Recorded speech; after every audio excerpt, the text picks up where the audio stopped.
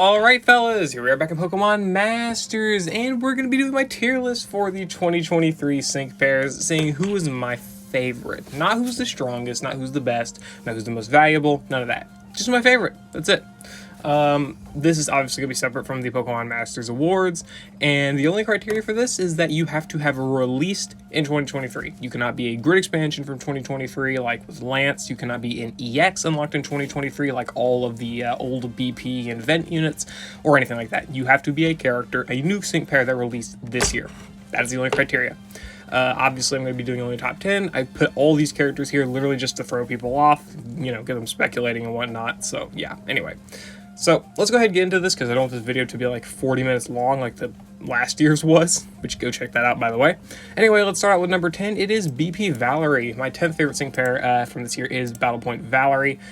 The only thing I have to say about this character is that for the Battle Point units, I wanted a few select characters that I think were deserving of at least getting an alt, but had not yet. One of them was Valerie, and that is why I'm glad she made it onto this list. As the secondary factor with Valerie here was that, for one, she's a fairy character. Fairy needed a lot of help, especially on the physical side. Valerie applies that.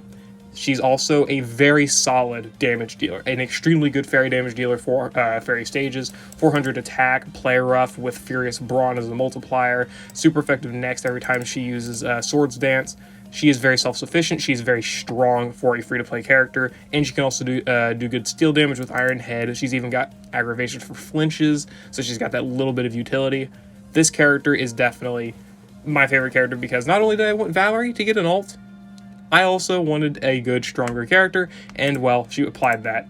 She is mostly this low just because I don't get much use of her outside of other fairy stages, which isn't a bad thing per se, but I mean, really, I just wanted, I kind of just wanted a little bit more usage, but I'm not mad at all about that, for sure, 100%.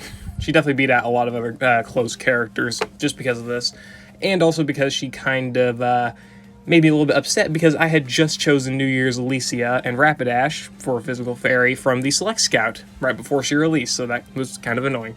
Anyway, yeah, BP Valerie, 10th favorite character, glad she got an alt, love it, still wish we would get a Signa suit or something. Anyway, my 9th favorite character, people are going to be surprised by this, that this character is this low, Palentines Lisa. Now, Palentines Lisa released, and in the dev letter I was like, alright, she looks, you know, a little bit upset because I have to spend my gems now, but I mean, it was fine because I got her within the first 300 gem multi. That was very hype. But the real reason this character is so low, because Lisa is my favorite character in Pokemon. I do wish she was better. That is all I want. She's very good against flying stages, no doubt about that. But she is pretty mid everywhere else, being fully honest. All she is used for is Metronome spam with Fortuitous 9, Super Countdown, Super Duper Effective 5, as well as the Multiplier Super Powered 5, Strengthening Status, Super Countdown. Come on, man. It's literally either you're going to be facing a flying enemy and these can proc, or you're going to be facing a random enemy, use Metronome, and hope to God you land the one out of, what, 18 chance, 1 out of 17 chance, 19 chance, something like that, that you can actually proc the right type move, which is just annoying. So she's only really good or consistent against flying stages, and even with flying stages she has Fly, which hits relatively hard, but do consider it's a 2-turn move, as like ends free shock and that type of stuff, so that's a little bit annoying in that aspect. But other than that, I mean, she's pretty solid against flying weak stages, but really nowhere else, and she doesn't have too much utility outside of the random utility that you may get from Metronome, especially with all these other abilities. But that's about it, honestly. I don't really see much usage. For Palentines Lisa, I do love using her for flying weak stages and that type of stuff, and potentially just having fun with Metronome. I've done it before. I've cleared 2,500 point master mode with Palentines Lisa just spamming Metronome, alongside other characters and stuff, but still, whatever. That's why she's my 9th favorite unit, because if she was more consistent, like, if you were to just make her a good flying striker with no stupid gimmick of Metronome, this character would probably be bumped up to at least the top 5. But because of that, because she is literally locked to flying type or gimmick spam, she's in number 9. Going to number 8, we have Neo Champion, Nate, and Haxorus. A little bit of recency bias, maybe, but this character just looks really fun and really strong. Unova is my 2nd favorite. Oh, well, yeah, So yeah, Univa's my second favorite overall region, with its Pokemon and whatnot. Shiny Haxorus is sick, one of the best shinies in the game, duh. And Pokemon Black 2 was my technically second ever DS Pokemon game. First was Pokemon Diamond on an emulator, but I actually had Black 2, and I still have it as a cartridge that I got at GameStop for like 40 bucks, 30, 40 bucks or something like that, back in like 2017, 2018, something like that. So I played through it. It was really fun. Story was great. I played through it before Black, yes, Black/White, which I only really played recently, but I don't care still. So Nate's got a little bit of a special place for being the protagonist there, for my second ever DS game. But this character overall is also pretty fun in terms of gimmick.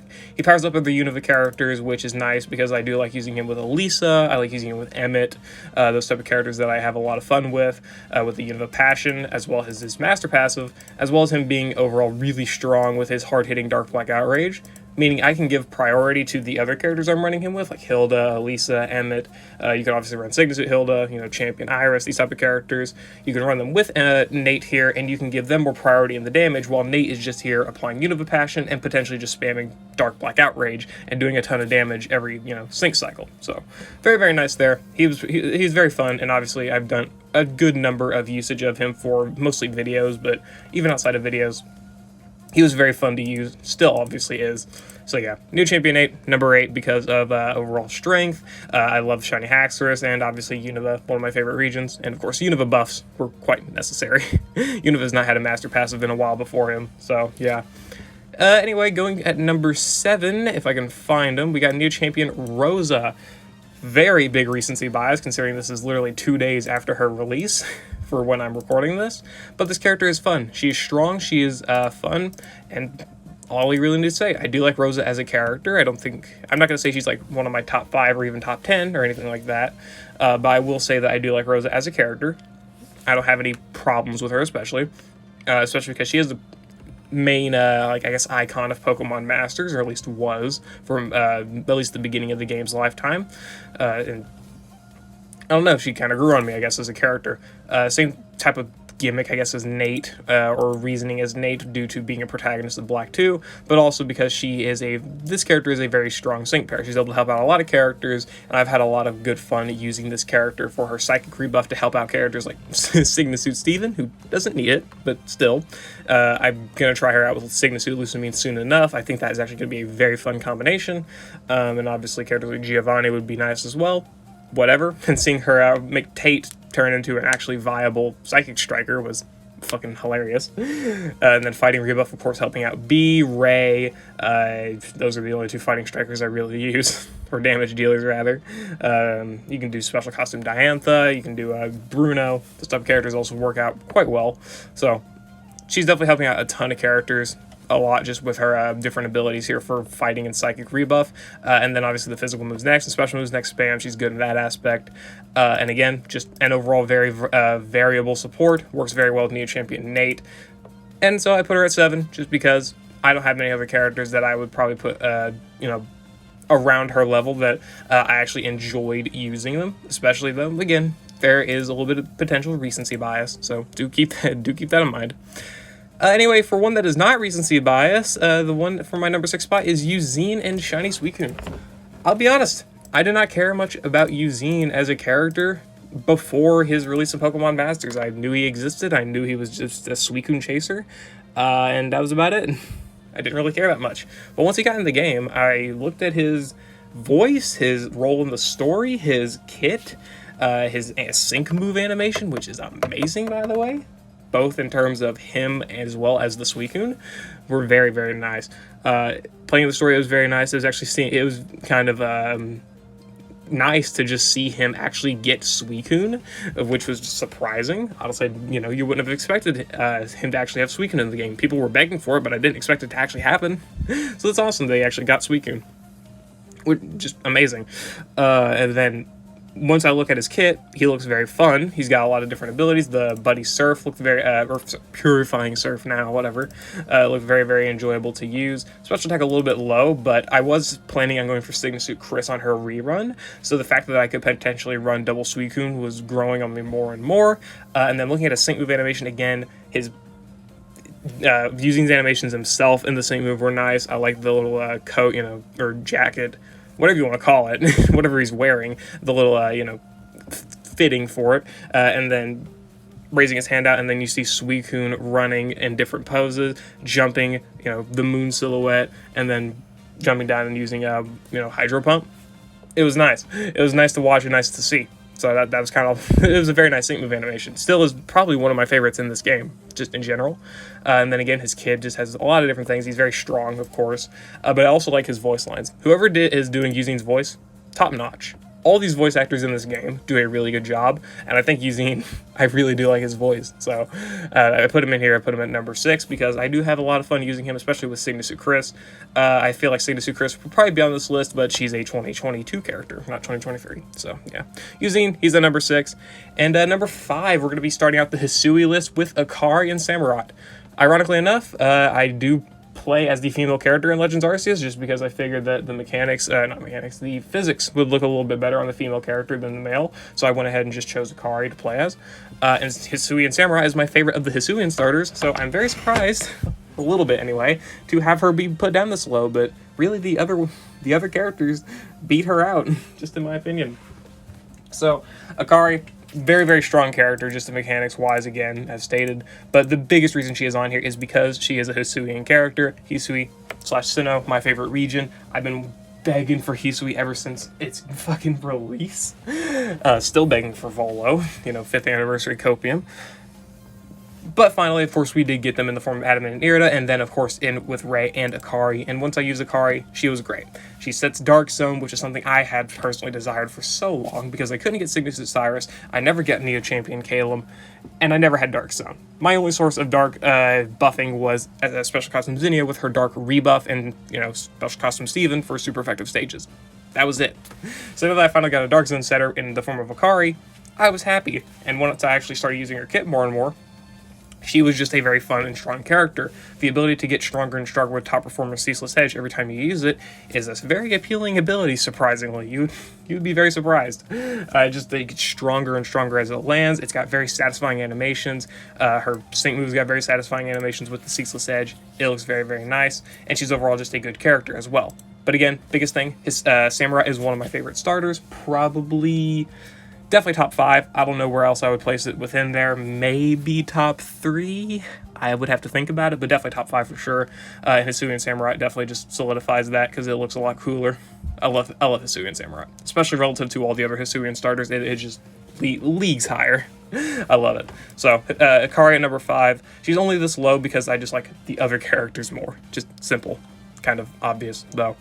Number 4, to finish off the non-Hisuian characters, we have Special Costume Zenia. Special Costume Zenia, yes. So, Zenia is my second/third favorite character. It is always switching between her and Skyla, and I'm glad we finally got a non-free Zenia ult, just in the form of an actually really stupidly strong sync pair.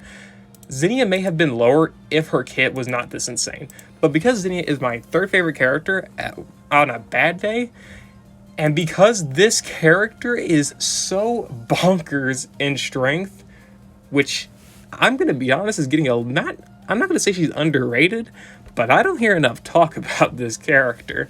Granted, all the characters released for the most part this year have been pretty strong, so I guess, even the other really good ones are going to get a little bit, swept under the blanket, so to speak.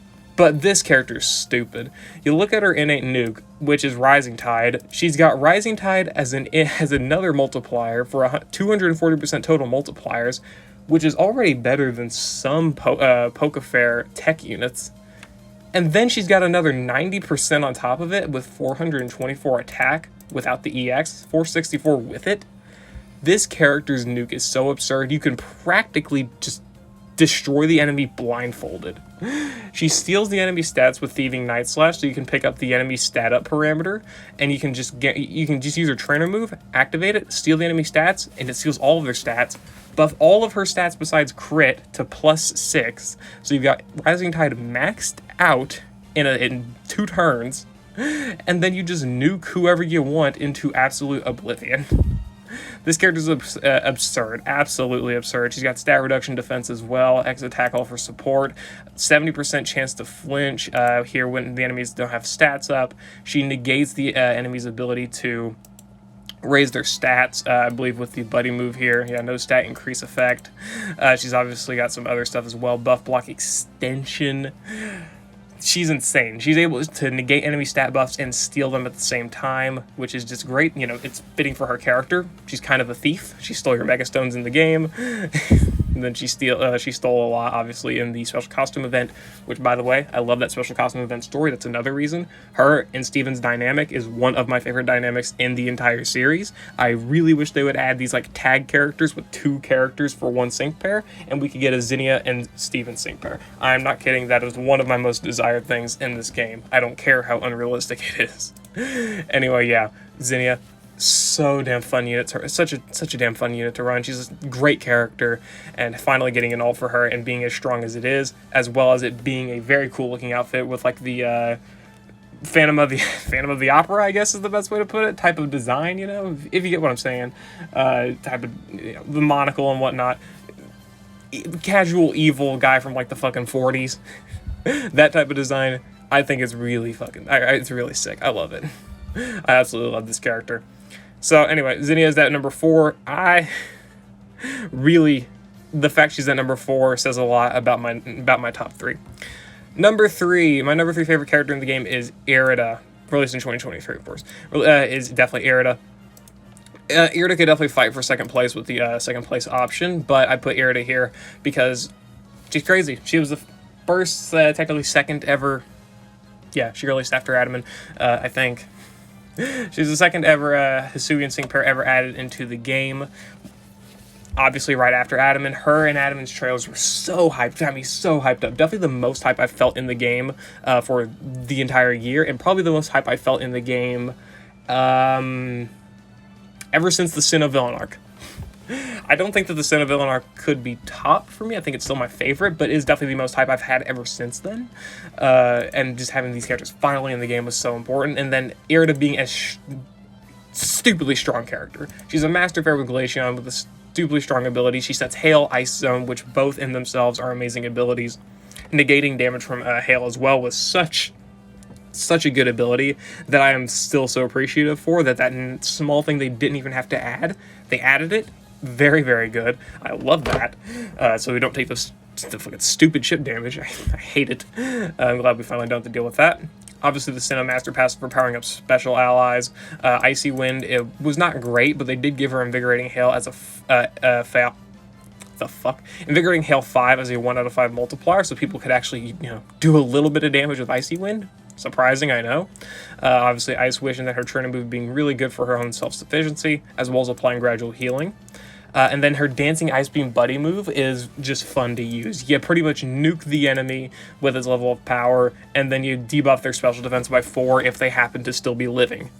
And not only would they probably not be living, she's also got Mind Games 9, Satisfied Snarl, and the debuffs from her Icy Wind, so she can debuff 3 stats at once for AoE damage, or AoE debuffs, with Icy Wind if you need it to, which was so good for a lot of characters. Cygnus to End benefited a decent bit from it. Getsus is her absolute biggest benefitter, maybe not anymore with, you know, Neo Champion Red, but Getsus was such a big benefitter. It literally took him from being most under the radar for most people to being one of the most viable ice damage dealers in the game at the time, other than Irida herself.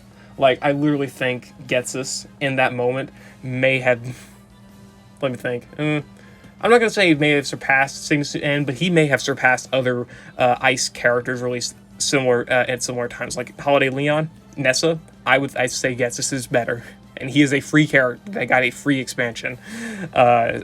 The fact that Getsus got so strong from Irida alone just goes to show how strong and useful her abilities are.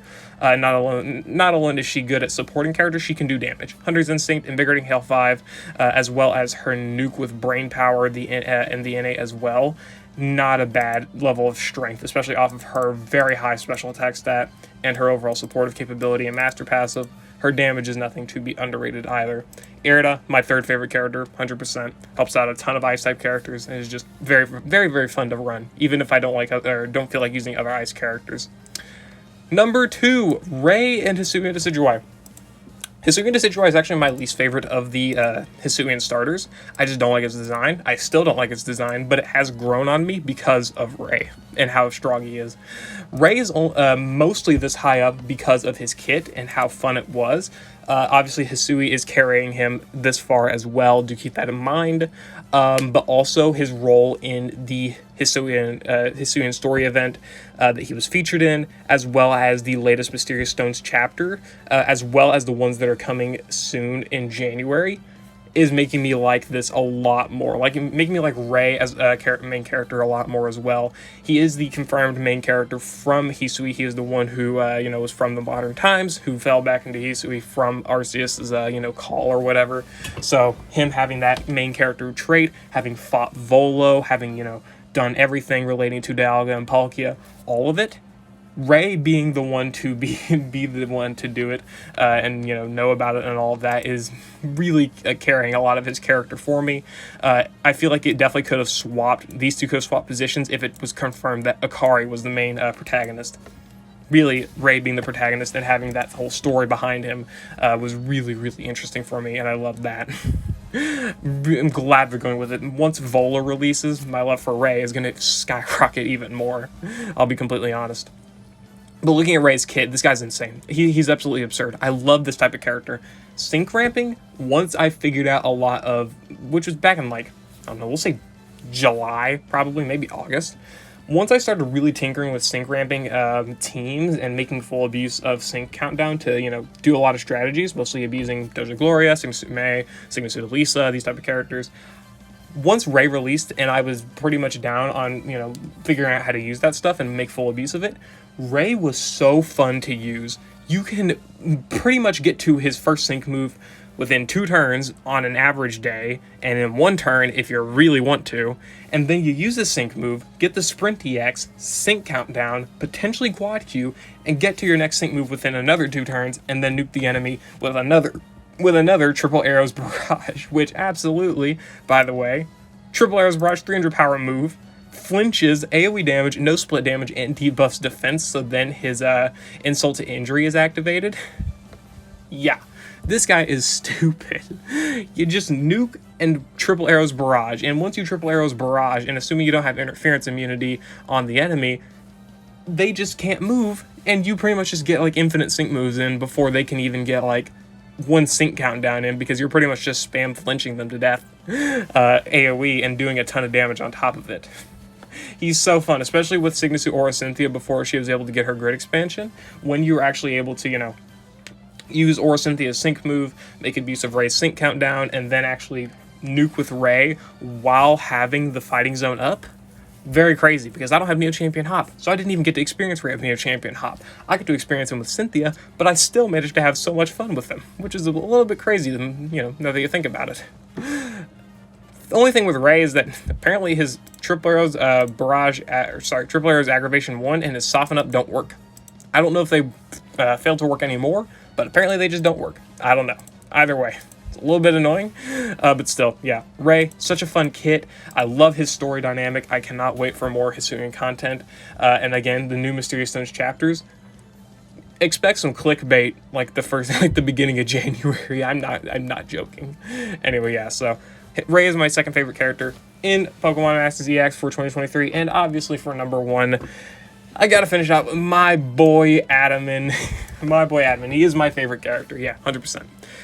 Adaman is so fun to run for multiple different reasons. So obviously, I am Dialga fanboy, favorite legendary Pokemon, second favorite Pokemon in general. Diamond was my favorite. It was my favorite game before Legends Arceus. I have Brilliant Diamond technically on my TV screen right now.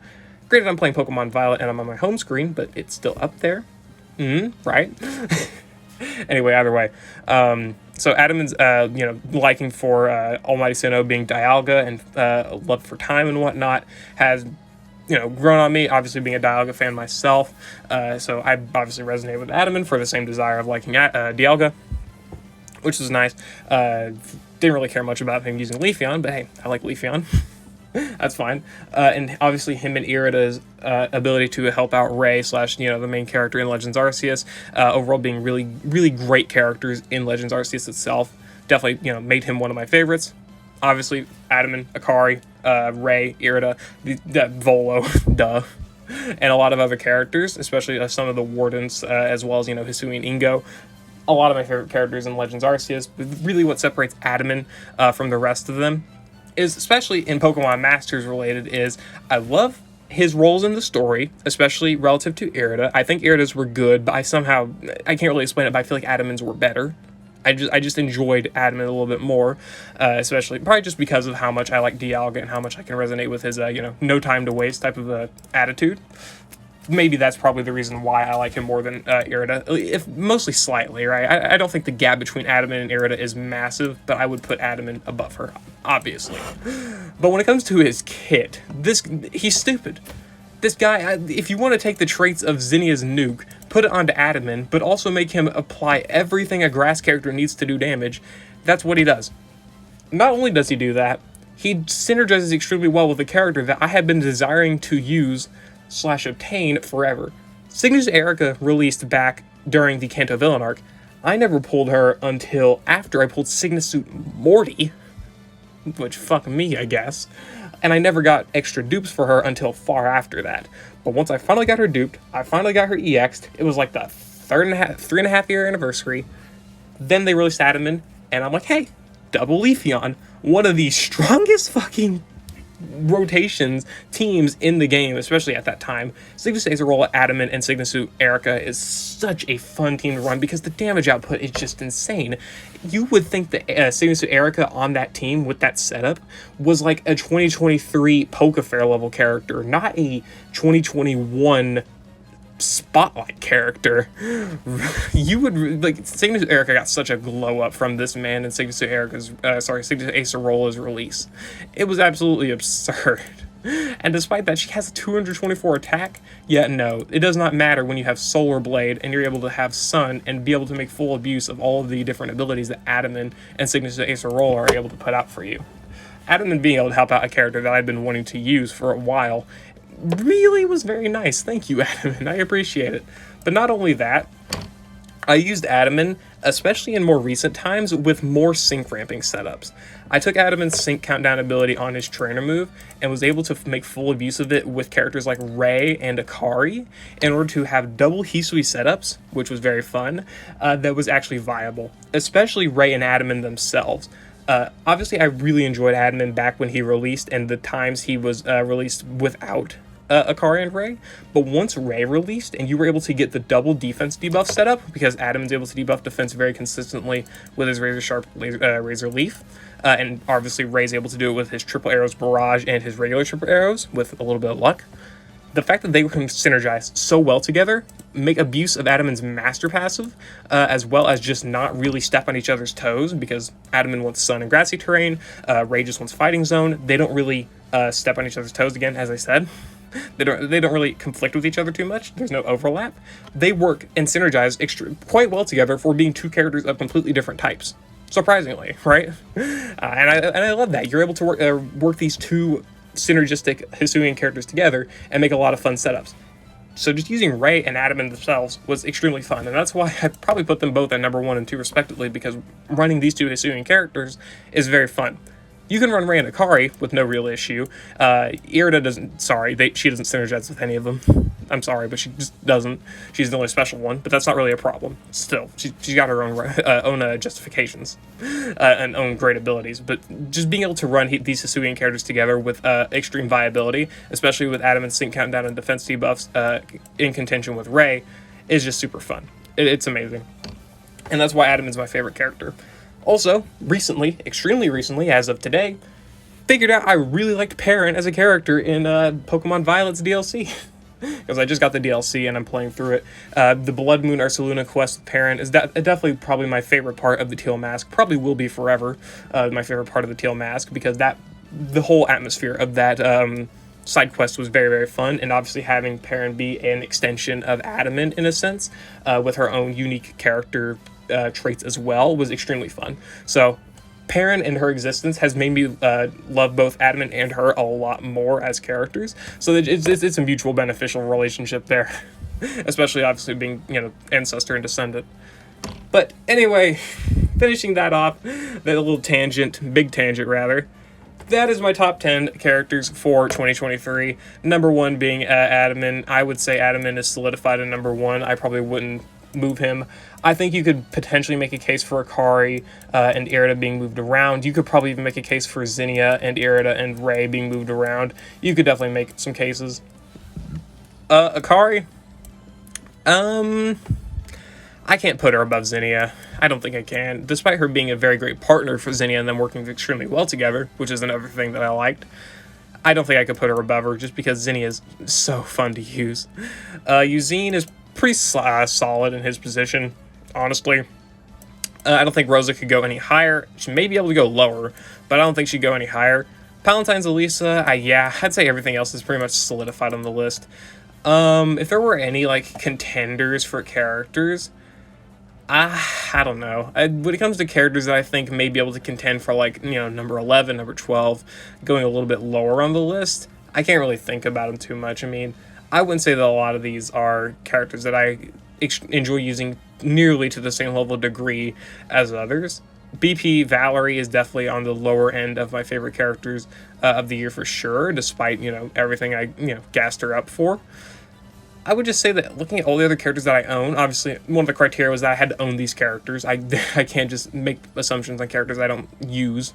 I can't really say I could put any other character above her. Maybe Special Costume Steven, but really that would be carried by his you know, social interaction with Zenia and obviously the dynamic that I like between them, not so much his kit, because his kit's broken, but I don't get to use it too much because that, for the most part, kind of invalidates showcases unless its intention is to be funny. That's mostly it. And that's why I don't really get to use them too much. Lodge Adamant and Arida, they just suck too much. They are absolutely horrible. I'm sorry. I love both of you, as previously stated, but Lodge Adamant requiring rain is fine. I use them in rain comps, but I don't use rain comps too often unless I'm using a water setup. And if I'm using a water setup, there's a fat chance I'm using Signasuit Chris, or at least Neo Champion Calum, so there's not many chances I get to use Adamant. And if I do get to use Adamant, it's mostly alongside Archie, I would say. Or like a tech/striker that can set rain in their own right. Mostly not someone like Eugene, who I would always pair up with Chris. So, yeah. And then Arida, I'm sorry. Arida is just not my cup of tea for a character. Fire is not a type that I really enjoy using all that much, just because I don't find much enjoyment in most of their kits. Signasuit may be a exception, but like looking at Arida, I'm not big on this. Having to have burn for her multipliers and all of that was just not really what I was enjoying, as well as her flinching and, you know, gimmicks. I don't know. I didn't enjoy any of this. I wish I did, but I don't. If Arida was a striker, I feel like it would have been a little bit better on her. Just remove the gimmick. I didn't care much for it. And then if Adamant was a little bit better in his different buffs, or like if he was more consistent in speed buffs and special attack buffs, and then replace the defense buffs or something, like, I don't know. If you worked around the characters a little bit better, I'd say they may be able to make it on this list, but I don't know. I wouldn't put them there. I'd maybe put Lodge Adamant in top 15. Arida, you're probably still going down the totem pole, because I don't get to use Arida enough, and I don't care to use Arida enough. I'm just not big on Lodge Arida. Regular Arida is good, though, so that's always something. Anyway, yeah, as I said, that's the conclusion for the 2023 tier list for my favorite personal favorite characters of the year. Again, this is not really based on strength or anything specific. It's just based on a lot of different factors, whether I like the character before, whether I like the Pokemon, mostly character, though. I wouldn't say that many of these characters are carried by Pokemon, other than maybe Nate a little bit, and maybe Eugene by a certain extent, but Eugene definitely, you know, carries his own weight. Anyway, yeah, that's probably it. I'll see you all later. Let me know what your favorite characters are down in the comments below from 2023, whether it be by meta or just character or Pokemon or just a combination of each. Let me know. And yeah, I'll see you all later.